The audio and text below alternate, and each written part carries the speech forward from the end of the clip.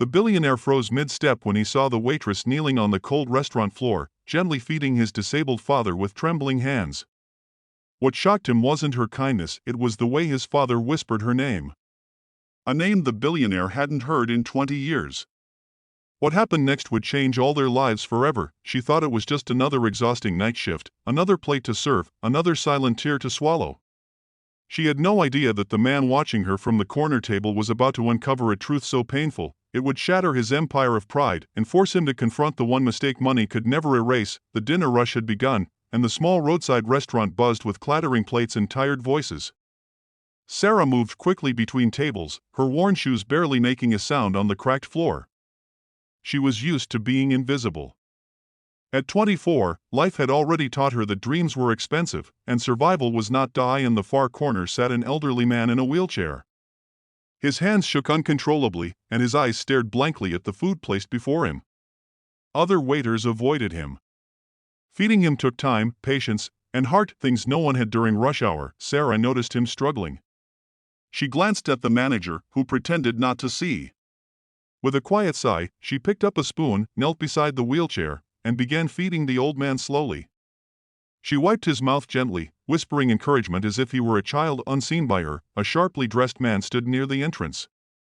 His name was Daniel Cross, Billionaire CEO, feared businessman, and a man who believed emotions were weaknesses.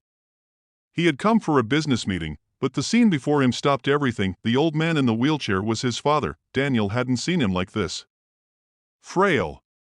Broken. Dependent. Guilt stabbed his chest. Years ago, he had placed his father in a care facility, choosing boardrooms over bedside visits. Then he heard it. His father smiled faintly and whispered, "You're still kind, little star." Daniel's breath caught. That nickname belonged to only one person from his past, the waitress, Sarah, the girl he had once abandoned. When the billionaire finally stood up and spoke her name out loud, the entire restaurant went silent. The waitress turned pale, her hands shaking.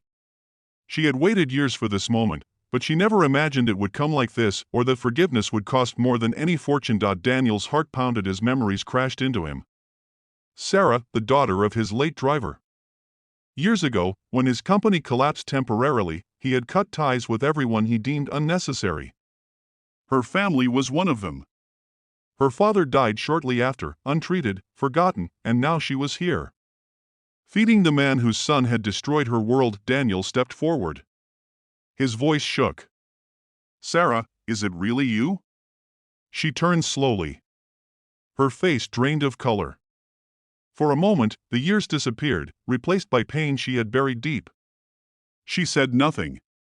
She simply stood up and tried to walk away. "I owe you," Daniel said loudly, the restaurant silent now. "I owe you more than money." She laughed bitterly. "Money," she whispered. "You took everything except that." Daniel knelt just as she had. In front of everyone. "I failed you. I failed my father. I can't undo the past, but let me make this right." Sarah looked at the old man, who held her hand weakly. "He was the only one who remembered me," she said softly. "When no one else did." Daniel arranged full-time care for his father at home. He asked Sarah to help manage it, not as a servant, but as family. He funded her education, supported her dreams, and most importantly, stayed present. Years later, Sarah stood on a stage, graduating with honors. In the crowd, Daniel pushed his father's wheelchair.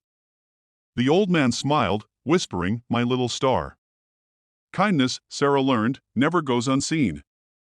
And sometimes, the smallest act of love becomes the loudest lesson of all. True wealth isn't measured by billions, but by the moments we choose compassion over convenience. Because the hands that serve with love often end up healing the hearts that once walked away.